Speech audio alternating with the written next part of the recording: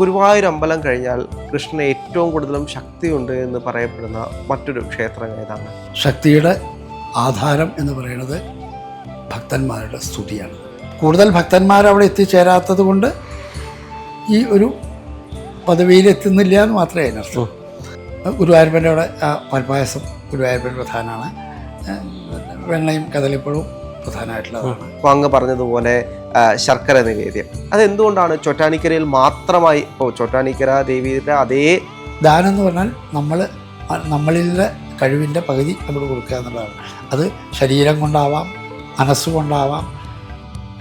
തിരുമേനി, അതേപോലെ തന്നെ അങ്ങ് ഗുരുവായൂർ അമ്പലത്തിൻ്റെ മുൻ മേൽശാന്തിയായിരുന്നു. അങ്ങയുടെ ഒരുപാട് അനുഭവ കഥകൾ അങ്ങ് പറഞ്ഞിരുന്നു. അപ്പോൾ ആളുകൾക്കെല്ലാം മറ്റൊരു സംശയം എന്ന് പറയുന്നത്, എല്ലാവർക്കും ചിലപ്പോൾ ഗുരുവായൂർ പെട്ടെന്ന് പോയി തൊഴുത് വരാൻ കഴിയുന്നൊരു സാഹചര്യം നിലവിലില്ല. അപ്പോൾ ഗുരുവായൂർ അമ്പലം കഴിഞ്ഞാൽ കൃഷ്ണന് ഏറ്റവും കൂടുതലും ശക്തിയുണ്ട് എന്ന് പറയപ്പെടുന്ന മറ്റൊരു ക്ഷേത്രം ഏതാണ്? അങ്ങനെ പറയാൻ പറ്റില്ല. എല്ലാ അമ്പലത്തിലും ശക്തിയുണ്ട്. ഞാൻ നേരത്തെ പറഞ്ഞതുപോലെ ശക്തിയുടെ ആധാരം എന്ന് പറയുന്നത് ഭക്തന്മാരുടെ സ്തുതിയാണ്. എത്രമാത്രം ദേവതയെ സ്തുതിക്കുന്നു അത്രമാത്രം അതിൻ്റെ ശക്തി ഉണ്ടാവും. പിന്നെ ധനം കൊണ്ടും പ്രശസ്തി കൊണ്ടൊക്കെ ധാരാളം അമ്പലങ്ങൾ നമുക്ക് ചുറ്റും കാണാം. ഇപ്പോൾ കേരളത്തിൽ തന്നെ ഗുരുവായൂരപ്പന് തുല്യമായിട്ടുള്ള ഒരു ക്ഷേത്രമാണ് അമ്പലപ്പുഴ കൃഷ്ണൻ്റെ അമ്പലം, നെയ്യാറ്റിങ്കര ശ്രീകൃഷ്ണസ്വാമി ക്ഷേത്രം. ഗുരുവായൂരപ്പന് തുല്യമായിട്ടുള്ള ശക്തിയുള്ളതാണ്. തൃശ്ശൂരാണെങ്കിലും തിരുവമ്പാടി കൃഷ്ണൻ ഉണ്ട്. പല സ്ഥലങ്ങളിലും ഇങ്ങനെ ധാരാളം ക്ഷേത്രങ്ങളുണ്ട് ഗുരുവായൂരപ്പന് തുല്യമായിട്ടുള്ളത്. പക്ഷേ അതൊന്നും ഒരു കൂടുതൽ ഭക്തന്മാർ അവിടെ എത്തിച്ചേരാത്തത് കൊണ്ട് ഈ ഒരു പദവിയിലെത്തുന്നില്ല എന്ന് മാത്രമേ അതിനർത്ഥം. അപ്പോൾ അതേപോലെ തന്നെ മറ്റൊരു കാര്യമാണ് ഇഷ്ടദേവതാ പ്രീതി.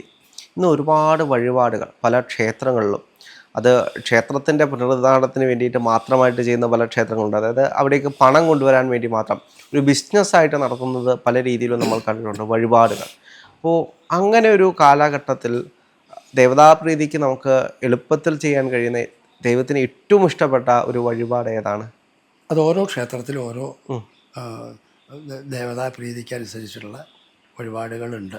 എങ്കിലും പ്രധാനമായിട്ടുള്ളൊരു ദേവതകളെ പറ്റി ഒന്ന് പറഞ്ഞുതരാമോ? ഇപ്പോൾ ചോറ്റാനിക്കര ആണെങ്കിൽ ചോറ്റാനിക്കര ശർക്കര നിവേദ്യം വളരെ പ്രാധാന്യമായിട്ടുള്ളൊരു, ശർക്കര കൊണ്ട് ആഹാരം, ശർക്കര നിവേദിക്കുക, ശർക്കര പ്രാധാന്യം. അത് വിചാരിച്ച മറ്റ് ദേവീ ക്ഷേത്രങ്ങളിലൊക്കെ ഈ ശർക്കര ഒരു പ്രാധാന്യമല്ല. ചോറ്റാനിക്കയുടെ മാത്രം ഒരു പ്രത്യേകതയാണ്. തിരുമാന്താംകുന്നിൽ ചെയ്താൽ അവിടെ ഒരു തിരുമധുര, വളരെ വിശേഷമായിട്ടുള്ളൊരു തിരുമധുരത്തിൻ്റെ ഒരു നിവേദ്യമുണ്ട്. അത് അവിടുത്തെ ഒരു പ്രത്യേകതയാണ്. മറ്റൊരു അമ്പലത്തിൽ ചെന്നാലും ആ തിരുമധുരം കിട്ടില്ല. ഗുരുവായൂരപ്പൻ്റെ അവിടെ പാൽപ്പായസം ഗുരുവായൂരപ്പൻ പ്രധാനമാണ്. വെണ്ണയും കദളിപ്പഴവും പ്രധാനമായിട്ടുള്ളതാണ്. ഓരോ ക്ഷേത്രങ്ങളിലും അതിന് പ്രാധാന്യമായിട്ടുള്ള വഴിപാടുകളുണ്ട്. ഭക്തന്മാർ വഴിപാട് കഴിക്കുന്നത് നമ്മുടെ ആവശ്യങ്ങൾക്ക് വേണ്ടിയിട്ടാണ്. അപ്പോൾ അത് നമ്മുടെ ശക്തിക്കനുസരിച്ച് ചെയ്താലും ഭഗവാൻ അത് സ്വീകരിച്ചോളും. അല്ലാതെ വലിയ വലിയ വഴിപാടുകളുടെ ഒന്നും സത്യത്തിൽ ആവശ്യമില്ല. പക്ഷേ നമ്മൾ ആഗ്രഹിക്കുന്ന ആ ദേവത, നമ്മൾ ഇഷ്ടപ്പെടുന്ന ഒരു ദേവത, അപ്പോൾ ഗുരുവായൂരപ്പൻ, ആ ഗുരുവായൂരപ്പൻ അവിടെ നിലനിൽക്കണമെങ്കിൽ അതിൻ്റെ ഒരു ഭരണ സംവിധാനം ഉണ്ടാവണം. ആ ഭരണ സംവിധാനത്തിന് ധനമുണ്ടാവണം. ഇതൊക്കെ ഉണ്ടായാലേ ആ ക്ഷേത്രം നിലനിൽക്കുള്ളൂ. ക്ഷേത്രം നിലനിന്നാലേ ഗുരുവായൂരപ്പനവിടെ നമുക്ക് ചൈതന്യത്തിൽ മുന്നോട്ട് കൊണ്ടുപോകാൻ പറ്റുള്ളൂ. അതുകൊണ്ട് ദേവസ്വത്തിന് കൂടി വഴിപാട് കഴിക്കുന്നതിൽ അതിനെ ഒരു ബിസിനസ്സായിട്ട് കാണേണ്ടതില്ല. കാരണം ഇപ്പോൾ ഗുരുവായൂർ ഒരു ചിട്ടയുണ്ട്. രാവിലെ മുതൽ രാത്രി വരെയുള്ള പൂജാക്രമങ്ങളിലൊരു ചിട്ട, അത് കൃത്യമായി പാലിച്ചു പോകാനായിട്ട് വലിയൊരു ചിലവാണ് അവിടെയുള്ളത്. അത്രയും ചിലവ് വേണമെന്നുണ്ടെങ്കിൽ അതിനനുസരിച്ചുള്ള സമ്പാദ്യം അവിടെ ഉണ്ടാവണം. അപ്പോൾ സമ്പാദ്യം ഉണ്ടാവണമെങ്കിൽ അത് ദേവസ്വത്തിന് വേറെ മറ്റു തരത്തിലുള്ള വരുമാന മാർഗങ്ങളൊന്നുമില്ല. നമ്മുടെ പ്രത്യേകിച്ച് കേരളത്തിലെ ക്ഷേത്രങ്ങൾക്കുള്ളൊരു ഒരു ന്യൂനത അതാണ്. ഈ ക്ഷേത്രത്തിൻ്റെ നടവരവല്ലാതെ മറ്റൊരു തരത്തിലുള്ള വരുമാന മാർഗങ്ങളും അവരുണ്ടാക്കുന്നില്ല. അത് പോരാന്നാണ് എൻ്റെ ഒരു അഭിപ്രായം.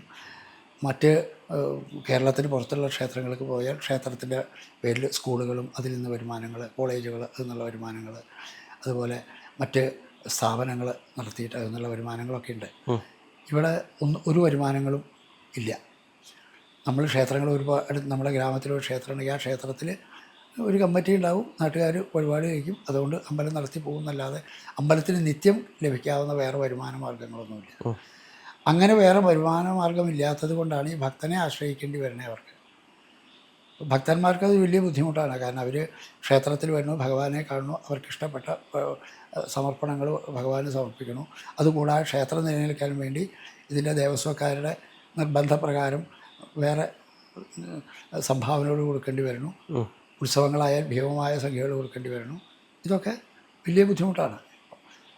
അപ്പോൾ അതിനൊക്കെ ഒരു മാർഗം ശരിക്കും ഈ ഒരു ക്ഷേത്രത്തിൻ്റെ ഭാരവാഹികൾ വരുമാന മാർഗത്തിന് വേറെ സോഴ്സും കൂടി കാണുന്നത് നല്ലതാണ്. പക്ഷെ അതിനകത്ത് മറ്റൊരു വിഷയം, ഇപ്പോൾ കൃഷ്ണൻ തന്നെ, ഇപ്പോൾ അങ്ങ് പറഞ്ഞതുപോലെ പല ക്ഷേത്രങ്ങളിലും കൃഷ്ണൻ്റെ ആ ഒരു പൂജാവിധികൾ നടക്കുന്നുണ്ട്. അല്ലെങ്കിൽ ഭദ്രകാളി, ശിവൻ, വിഷ്ണു, അങ്ങനെ ഓരോ ദേവതകൾക്കുമായിട്ട് നമുക്ക് കേരളത്തിൽ നോക്കിക്കഴിഞ്ഞാൽ ഒട്ടനേകം ക്ഷേത്രങ്ങളാണ്. പക്ഷെ ഇവിടുത്തെ എല്ലാം ഇഷ്ടദേവതാ പ്രീതിക്ക് വേണ്ടിയിട്ട് നടത്തുന്ന വഴിപാടുകൾ എന്തുകൊണ്ടാണ് വ്യത്യസ്തമാകുന്നത്? ഇപ്പോൾ കൃഷ്ണന് തന്നെ അങ്ങ് പറഞ്ഞതുപോലെ പാൽപ്പായസ വഴിപാട് എന്തുകൊണ്ടാണ് എല്ലായിടത്തും പാൽപ്പായസ വഴിപാട് ദേവതയ്ക്ക് അതായത് ഇഷ്ട വഴിപാടായിട്ട് വരാത്തത്? ഇപ്പോൾ അങ്ങ് പറഞ്ഞതുപോലെ ശർക്കര നിവേദ്യം അതെന്തുകൊണ്ടാണ് ചോറ്റാനിക്കരയിൽ മാത്രമായി? ഇപ്പോൾ ചോറ്റാനിക്കര ദേവിയുടെ അതേ ശക്തി ചൈതന്യത്തിലുള്ള മറ്റൊട്ടനേകം ക്ഷേത്രങ്ങളുണ്ട്, ഇവിടെയൊന്നും ആ ഒരു വഴിപാട് ദേവതയ്ക്ക് ഇഷ്ടമുള്ള വഴിപാടായിട്ട് വരാത്തത് എന്തുകൊണ്ടാണ്? അത് പലപ്പോഴും ആ പ്രതിഷ്ഠയുമായി ബന്ധപ്പെട്ടിട്ടുള്ള ഒരു കാര്യമാണ്. പ്രതിഷ്ഠാ സമയത്ത് ആദ്യം നിവേദിച്ചതിന് പ്രാധാന്യമുണ്ടാവും. ഇപ്പോൾ മറ്റേ വില്യമംഗല സ്വാമിയാർ ആദ്യം കണ്ടപ്പോൾ തന്നെ ഉപ്പുമാങ്ങ നിവേദിച്ചു. അപ്പോൾ മാങ്ങയ്ക്ക് അവിടെ ഒരു പ്രാധാന്യം അവിടെ വന്നു. അങ്ങനെയൊക്കെ ആദ്യമായിട്ട് പ്രതിഷ്ഠിക്കുമ്പോഴും ഉണ്ടാവുന്ന വഴിപാടുകൾ, ആദ്യം സമർപ്പിച്ച വഴിപാടിനൊരു പ്രാധാന്യം അങ്ങനെ വരാം.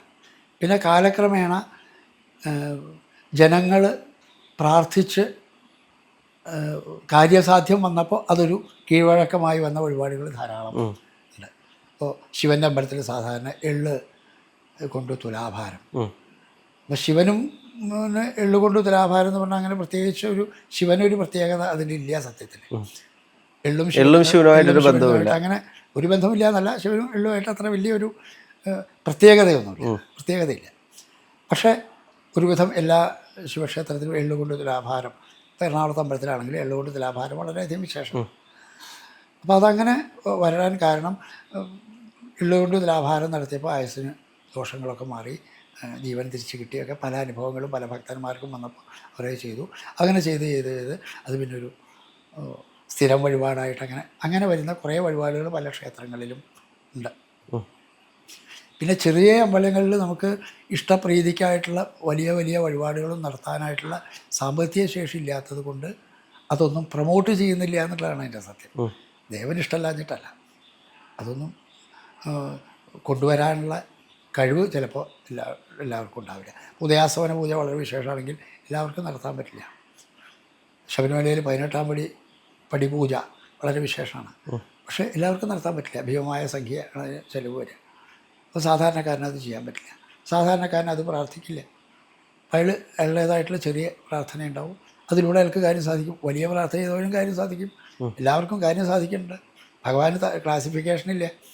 ഭക്തന് വരുമാനമുള്ളവനാണോ ദരിദ്രനാണോ ധനികനാണോ എന്നും ഗുരുവായൂരപ്പനോ അല്ലെങ്കിൽ ഒരു ദേവതയും നോക്കുന്നില്ല. ഇന്ന് അതേപോലെ ഇപ്പോൾ സമൂഹ മാധ്യമങ്ങളാണെങ്കിലും ഏറ്റവും ചർച്ച ചെയ്യുന്നൊരു വിഷയമാണ് അന്നദാനത്തെപ്പറ്റി.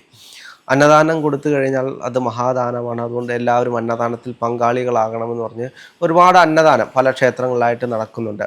പക്ഷേ ഇന്ന് ചോദിക്കുന്ന മറ്റൊരു ചോദ്യമുണ്ട്. ഇപ്പോൾ അന്നമില്ലാത്തവന് ഒരു നേരത്തെ അന്നം കൊടുക്കുന്നതല്ലേ അന്നദാനം? ഇതിപ്പോൾ എല്ലാമുള്ള ആളുകൾ ക്ഷേത്രത്തിൽ വന്ന് അവിടെ കിടന്ന് ആഹാരം കഴിച്ചിട്ട് പോകുന്നതും അന്നദാനവും തമ്മിൽ എന്താണ് ബന്ധം? ഇത് സാമ്പത്തികമായിട്ടുള്ള ഉന്നമനത്തിന് വേണ്ടി മാത്രം നടത്തുന്നൊരു വിഷയമാണ്, അതിലൊരു പുണ്യവും ലഭിക്കില്ല എന്ന് പറയുന്ന ഒരുപാട് ആളുകളുണ്ട്. അതിനെ എങ്ങനെയാണ് നോക്കിക്കാണുന്നത്? നല്ലൊരു ചോദ്യമാണത്. അന്നദാനം ചെയ്യേണ്ടത് ദരിദ്രർക്ക് വേണ്ടിയിട്ടാണ് ചെയ്യേണ്ടത്. ധനികൻ വന്ന് അവിടെ ഊണ് കഴിച്ചുകൊണ്ട് അയാൾക്ക് കൊടുത്താൽ അതിന് അന്നദാനത്തിൻ്റെ ഫലം വരില്ല. പക്ഷേ അതല്ല അതിൻ്റെ കാര്യം. നമ്മുടെ വീട്ടിൽ ഒരു അതിഥി വന്നാൽ നമ്മൾ ഭക്ഷണം കൊടുക്കലോ? ഭക്ഷണം കൊടുക്കാതെ വിടുമോ?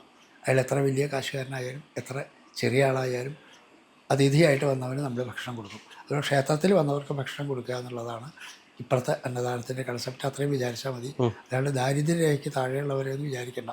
അങ്ങനെയുള്ളവർ 1% പോലും ഉണ്ടെന്ന് ഇപ്പോൾ പറയാൻ വയ്യ. അന്നമില്ലാത്തവരാരും ഇല്ല ഇപ്പോൾ ഇന്നത്തെ കാലത്ത്. ദൂർത്തടിക്കാനുള്ള കാശില്ലാത്തവർ ധാരാളം ഉണ്ടാകും, പക്ഷേ അന്നം മുട്ടുന്നവരായിട്ട് 99% ഇല്ല. അല്ല, ഇന്ന് ഒരുപാട് ആളുകൾ പറയുന്നുണ്ട് ഈ അന്നദാനം എന്ന് പറയുന്ന സംവിധാനം മാറ്റണം, അത് മാറി, അതുകൊണ്ട് ആ രീതി അല്ല, നമ്മൾ ക്ഷേത്രത്തിൽ പിന്തുടർന്ന് വരുന്നവർക്ക് പോകരുത്. ഭക്ഷണം കൊടുക്കുക എന്നുള്ളത് ഒരു നല്ല കാര്യമാണത്. അത് മാറ്റേണ്ട കാര്യമില്ല. അതിന് ഈ അന്നദാനം എന്നുള്ള പേര് വേണമെങ്കിൽ മാറ്റാമെന്ന് മാത്രം. അന്നദാനം എന്നുള്ള പ്രസാദ കൂട്ട് അങ്ങനെ എന്തെങ്കിലും പേരാക്കാം. പക്ഷേ അതിലേക്ക് പണം പിരിക്കുന്നത് നിങ്ങൾ കൊടുത്തു കഴിഞ്ഞാൽ അതൊരു മഹാദാനമാണ്, നിങ്ങൾക്ക് സമ്പൽ സമൃദ്ധി നിങ്ങളെ തേടി വരും, വലിയ പുണ്യപ്രവൃത്തിയാണ് ചെയ്യുന്നത് എന്നുള്ള രീതിയിലാണ് അതിനെ പലപ്പോഴും മാർക്കറ്റ് ചെയ്യുന്നത്. പക്ഷെ അത് തെറ്റല്ലേ? അന്നദാനത്തിൻ്റെ കൺസെപ്റ്റ് തന്നെ അതാണല്ലോ. ബാക്കി ഏതായാലും നമുക്ക് മതിയെന്ന് തോന്നില്ല, ഇത് മാത്രമേ മതിയെന്ന് തോന്നുള്ളൂ. ഭക്ഷണം കൊടുത്താൽ മാത്രം സാറ്റിസ്ഫൈഡ് ആവുള്ളൂ 100%. മറ്റൊന്നും 100% സാറ്റിസ്ഫൈഡ് ആവില്ല. ബാക്കി ഇപ്പോൾ എത്ര ധനം തന്നാലും കുറച്ചും കൂടി കിട്ടിയാൽ തിരക്കില്ല എന്ന് തോന്നും, അല്ലെങ്കിൽ ആ ധനം കയ്യിലുള്ളത് കഴിയുമ്പോഴേക്കും വീണ്ടും വേണം തോന്നും. അന്നദാനത്തിന് മാത്രം കൊടുക്കുമ്പോൾ മതി എന്ന് പറയുന്നത്, മതി എന്ന് പറയും. വയറ് നിറഞ്ഞാൽ അപ്പം മതി എന്ന് പറയും. പൈസ എത്ര തന്നാലും മതി എന്ന് പറയില്ല, അത് ബാക്കി എന്ത് തന്നാലും മതി എന്ന് പറയില്ല.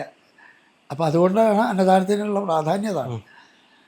പിന്നെ ഈ നേരത്തെ പറഞ്ഞതുപോലെ നമ്മളെ ഒരു സ്ഥാപനം നിലനിൽക്കണമെങ്കിൽ അതിന് സമ്പത്ത് വേണം. അപ്പോൾ അതിനെ കുറച്ച് മാർക്കറ്റിംഗ് തന്ത്രങ്ങളില്ലാതെ പറ്റില്ല. അപ്പം അത് പറ്റിക്കലായിട്ട് വിചാരിക്കാൻ പറ്റില്ല. അവരങ്ങനെ പറയണു, നമുക്കത് അതിൻ്റെ സത്യാവസ്ഥ മനസ്സിലാക്കി നമുക്ക് അനുസരിക്കണമെങ്കിൽ അനുസരിക്കാം, അല്ലെങ്കിൽ വേണ്ട, അത്രയേ ഉള്ളൂ. പിന്നെ ദാനം ചെയ്യണത് എപ്പോഴും നല്ലതാണ്. അത് അന്നദാനം എന്നില്ല, എന്ത് ദാനമായാലും ഒരാൾക്ക് ദാനം ചെയ്യാന്ന് പറയുന്നത് എപ്പോഴും വിശേഷമായിട്ടുള്ള കാര്യം. യഥാർത്ഥത്തിൽ ദാനം എന്ന് പറയുന്നത് എന്താണ്? ദാനം എന്ന് പറയുന്നത് ശരിക്കും നമുക്ക് എത്ര സമ്പത്തുണ്ടോ ആ സമ്പത്തിൻ്റെ ഒരു ഭാഗം നമ്മൾ മറ്റുള്ളവർക്കും കൂടി പങ്കുവയ്ക്കുക എന്നുള്ളതാണ് ദാനം എന്ന് പറയുന്നത്.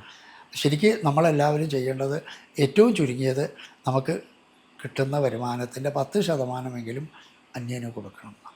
അപ്പം അന്യന് കൊടുക്കണം എന്ന് പറഞ്ഞാൽ നേരത്തെ പറഞ്ഞതുപോലെ സുഭിക്ഷമായി നടക്കുന്നവന് കൊടുത്തിട്ട് കാര്യമില്ല. അപ്പോൾ ദാരിദ്ര്യമുള്ളവന് അല്ലെങ്കിൽ അത്യാവശ്യമുള്ളവന് ദാനം ചെയ്യാം. കാശുള്ളവരിലും പല ഘട്ടങ്ങളിലും അത്യാവശ്യമുള്ള സമയങ്ങളുണ്ടാവും, ആ സമയത്തും ദാനം ചെയ്യാം. അപ്പോൾ അതിൽ കാശുള്ളവനെന്ന് വിചാരിക്കേണ്ട ആവശ്യമില്ല. അപ്പോൾ സാധാരണ നിലയിൽ സുഖമായി ജീവിച്ചു പോകുന്ന ഒരാൾ, അയാൾക്ക് അദ്ദേഹത്തിൻ്റെ മകളുടെ കല്യാണമാണ്, സാമ്പത്തികമായി വളരെയധികം പരാധീനത, കടം മേടിക്കണം, ആ സമയത്ത് സഹായിച്ചു എന്ന് വിചാരിച്ചു, കുഴപ്പമില്ല. ആ കുട്ടിയുടെ വിവാഹത്തിന് സഹായിച്ചു, ആ കുട്ടിയുടെ വിദ്യാഭ്യാസത്തിന് സഹായിച്ചു, അത് നല്ല ദാനമായിട്ട് കണക്കാക്കണം. ധനം കൊടുക്കുന്നത് മാത്രമാണോ ഈ ദാനം എന്ന് പറയുന്നത്? ദാനം എന്ന് പറയുന്നത്, ദാനം എന്ന് പറഞ്ഞാൽ ധനം എന്ന് മാത്രം അർത്ഥമില്ല. ദാനം എന്ന് പറഞ്ഞാൽ നമ്മളിലെ കഴിവിൻ്റെ പകുതി അങ്ങോട്ട് കൊടുക്കുക എന്നുള്ളതാണ്. അത് ശരീരം കൊണ്ടാവാം, മനസ്സുകൊണ്ടാവാം, ധനം കൊണ്ടാവാം, ഏത് തരത്തിൽ വേണമെങ്കിൽ നമുക്ക് സഹായിക്കാം. ദാനം ചെയ്യാൻ പണം വേണമെന്നില്ല. ദാനം ഇല്ല, വേണമെന്നില്ല. ശരീരം കൊണ്ട് ദാനം ചെയ്യാമല്ലോ, മഹാദാനം തന്നെയാണത്. നമ്മളിപ്പോൾ സഹായിക്കാം, വയ്യാത്ത ഒരാളെ സഹായിക്കണോ, അല്ലെങ്കിൽ ഇപ്പം നിങ്ങളുടെ വീട്ടിലൊരു ഫംഗ്ഷൻ വന്നു, ഞാൻ അതിൽ വന്ന് 100% എൻ്റെ ശരീരം കൊണ്ട് അതിൽ വന്ന് പങ്കെടുത്ത് എല്ലാ കാര്യത്തിലും ഞാൻ മുൻകൈയിൽ നിന്നാൽ അതൊരു ദാനം തന്നെയാണ്, ദാനമായിട്ട് തന്നെ കണക്കാക്കണം. പക്ഷേ അതെന്താണെന്ന് വെച്ചാൽ വ്യക്തികൾക്ക് അത് കയ്യിൽ കിട്ടാത്തത് കൊണ്ട് അതിനെ ദാനം എന്ന് പറയുന്നില്ല എന്ന് മാത്രമേ ഉള്ളൂ. കയ്യിൽ കിട്ടുന്നതിനെയാണ് ദാനം എന്ന് പറയുന്നതല്ലേ വിചാരിക്കുന്നത് എല്ലാവരും. കയ്യിൽ കിട്ടുന്നില്ല, മറ്റതൊരു കാര്യം നടത്തി തരുന്നു, അത്രയേ ഉള്ളൂ. അതും ഒരു ദാനമാണ്. തീർച്ചയായിട്ടും അത്